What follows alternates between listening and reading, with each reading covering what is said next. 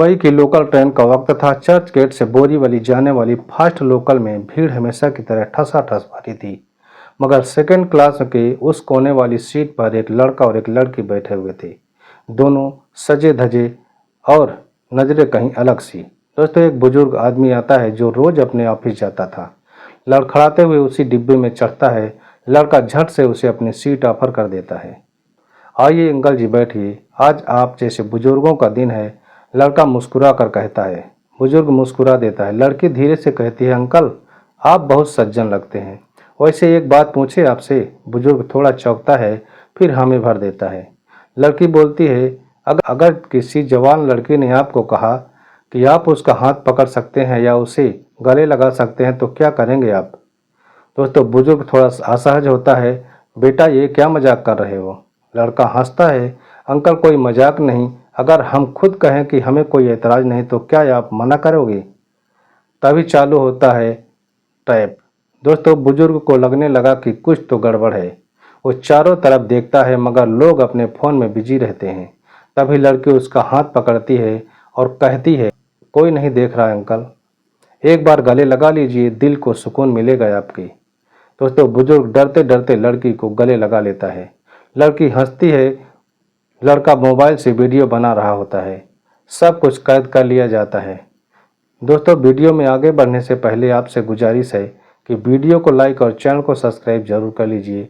इससे हमारा हौसला और भी बढ़ता है। दोस्तों, एक हफ्ते बाद इंटरनेट पर एक नया लीक वीडियो वायरल हो जाता है। मुंबई लोकल में बुजुर्ग की दरिंदगी या जवान लड़की की चालाकी टाइटल के साथ लिखा हुआ होता है। दोस्तों, वीडियो में बुजुर्ग को साफ दिखाया गया था कि लड़की का चेहरा थोड़ा ब्लर किया गया था। लोग गालियां दे रहे थे, बुढ़ा कमीना, घिन आ रही है ऐसे लोगों से। दोस्तों, जब असलियत सामने आती है तो इस बुजुर्ग की वीडियो उसकी बहू के पास किसी व्हाट्सएप ग्रुप से पहुंचती है तो घर में तूफान मच जाता है। बुजुर्ग रोते हुए कहता है कि मैंने कोई गलत नहीं किया, वो खुद कह रही थी। घर वाले थाने जाते हैं और एफआईआर दर्ज हो जाती है। आईटी एक्ट मानसिक प्रताड़ना और धोखाधड़ी के तहत अब पुलिस साइबर टीम को लगा देती है और जांच शुरू कर दी जाती है। दोस्तों, वीडियो की लोकेशन आईपी ट्रेस किया जाता है। कनेक्शन दिल्ली से जुड़ जाता है। पुलिस को पता चलता है कि इस वीडियो को अपलोड किया गया है दिल्ली के रोहिणी इलाके से, एक हाई राइज अपार्टमेंट से। जब पुलिस पहुंचती है वहां पर तो जब दरवाज़ा खटखटाया जाता है तो वही लड़की खोलती है दरवाज़ा। जब दरवाज़ा खुलवाया जाता है तो वही लड़की और वही लड़का। लड़की का नाम था नेहा गुप्ता, दिल्ली यूनिवर्सिटी से ग्रेजुएट, और लड़का था राजीव मिश्रा, जो कभी यूट्यूबर बनने का सपना देखा करता था। दोस्तों, अब इनकी पोल खुलती है परत दर परत। दोस्तों, इन्हें एक वीडियो की कीमत लगभग $300 मिलता था, यानी हर शिकार एक कमाई का जरिया होता था। क्यों बन गई नेहा डिजिटल दलाल? नेहा ने एक बार लूट की शिकार होने के बाद खुद को बॉस बनाने की कसम खाई थी। जब राजीव से मुलाकात हुई तो दोनों ने साथ मिलकर एक नया तरीका निकाला। बॉडी का यूज करो और मर्दों की हवस को हथियार बनाओ। दोस्तों, पुलिस की कार्रवाई और अगला शिकार। राजीव और नेहा को पुलिस गिरफ्तार कर लेती है, मगर उनकी हाई ड्राइव में एक फोल्डर होता है अपकमिंग टारगेट्स, जिनमें 50 से ज़्यादा लोगों की लिस्ट शामिल होती थी। कब कहां कैसे फंसाना है, सब प्लान किया गया था। देश में बसा भारतीय एनआरआई जो लौटता है भारत और बन जाता है अगला टारगेट। थाईलैंड से पटाया शहर में जैसे ही रचना और सोनू उतरते हैं, उनके चेहरे पे एक अजीब सा कॉन्फिडेंट था। ऐसा लग रहा था जैसे कोई बड़ा मिशन लेकर आए हों। होटल में चेक इन करते ही सोनू ने कैमरे के कोने में कैमरा फिट कर दिया था, एकदम ऐसा कि किसी को भनक भी न लगी। रचना अब खुल चुकी थी, या यूं कहो कि उसने अब शर्म और लिहाज जैसे लफ्जों को पीछे छोड़ दिया था। दोस्तों, अगले ही दिन वो पटाया बीच पर पहुंचते हैं। रचना ने बेहद छोटे कपड़े पहन रखे हुए थे, इतने छोटे कि वहां आने वाले टूरिस्ट भी हैरान रह गए थे। हर गुजरने वाला मर्द उसकी ओर देखने लगता और रचना जानबूझकर ऐसे ऐसे पोज देने लगती जैसे कोई मॉडलिंग शूट चल रहा हो।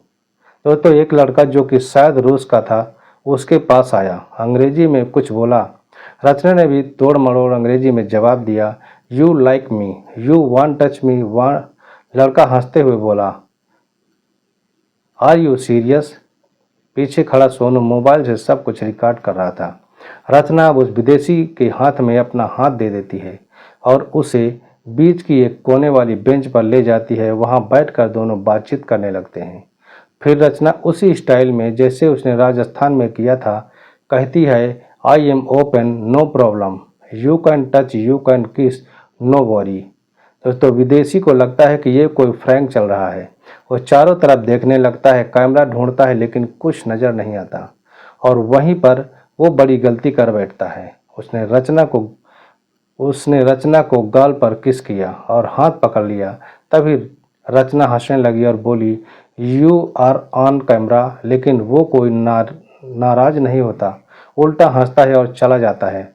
लेकिन जो क्लिप बनी वो बहुत बोल्ड थी। दोस्तों रात को होटल में बैठकर उन्होंने वो वीडियो एडिट किया, चेहरा हल्का ब्लर कर दिया और फिर एक इंटरनेशनल वेबसाइट पर डाल दिया। 3 दिन में उस वीडियो को 9 लाख से ज़्यादा लोगों ने देखा था। पैसा भी झन्न से अकाउंट में गिरने लगा था, वो भी डॉलर में। अब सोनू और रचना ने बड़ा प्लान बनाया। थाईलैंड में ओपन ट्रैप कैम सीरीज, हर रोज किसी नए मर्द को इसी तरह बहला फुसला कर छूने के लिए कहकर वीडियो शूट करते हैं और फिर अपलोड कर देते हैं। 1 महीने में उन्होंने 11 वीडियो बना डाले। लेकिन अब कहानी में बदलाव आ जाता है जब एक दिन रचना ने गलती से एक थाई पुलिस ऑफिसर को ही ट्रैप करने की कोशिश कर दी। दोस्तों रचना ने वही डायलॉग दोहराया, I am free, no problem, you can do anything. लेकिन वो पुलिस वाला असली खेल समझ गया था। उसने मुस्कुराते हुए कहा, please come with me. Hotel में पहुंचते ही पुलिस की एक पूरी टीम वहां आ गई। कैमरे की तलाशी शुरू हो गई। कैमरा, लैपटॉप, हाई ड्राइव सब कुछ जब्त कर लिया जाता है। अब रचना और सोनू को थाईलैंड पुलिस के साइबर क्राइम डिपार्टमेंट में ले जाया जाता है। वहां पूछताछ शुरू हो जाती है। शुरुआत में रचना चुप रही, लेकिन जब पुलिस ने सख्ती दिखाई तो सारी काली करतूतों की परत दर परत खुलती चली गई। रचना रोने लगी, बोली, हमने ये सिर्फ पैसा कमाने के लिए किया है। इंडिया में हम कुछ नहीं कर पाए, यहाँ आकर लग रहा था कि लाइफ सेट हो जाएगी। दोस्तों पुलिस ने कहा, you will be set but in jail. अब थाईलैंड की जेल में रहना, वो भी विदेशी अपराधी के तौर पर, एक अलग ही सजा होती है। मगर यहीं से कहानी एक और मोड़ लेती है। पुलिस इंडिया से संपर्क करती है, भारत सरकार को मेल जाता है और उधर राजस्थान की पुलिस, यूपी की पुलिस और दिल्ली की स्पेशल साइबर सेल सब सतर्क हो जाते हैं।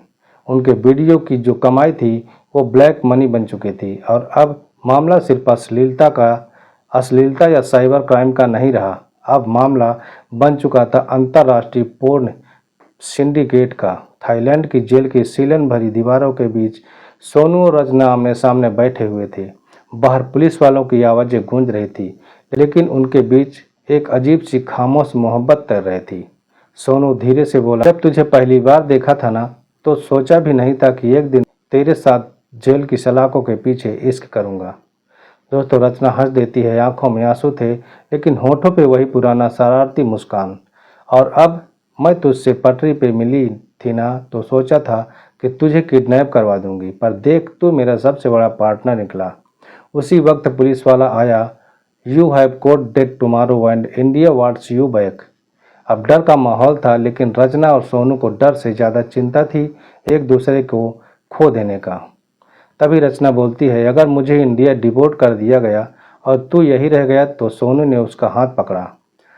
हमारा रिश्ता कानून से बड़ा है रचना, तुझे बचा लिया तो खुद को बख्शा समझूंगा। दोस्तों अगली सुबह कोर्ट में पेशी के वक्त दोनों को अलग अलग गाड़ियों में ले जाया गया, लेकिन इस जोड़ी ने पहले ही एक प्लान बी तैयार कर रखा था। दोस्तों सोनू ने थाईलैंड में ही एक लड़की को $15,000 दिए थे।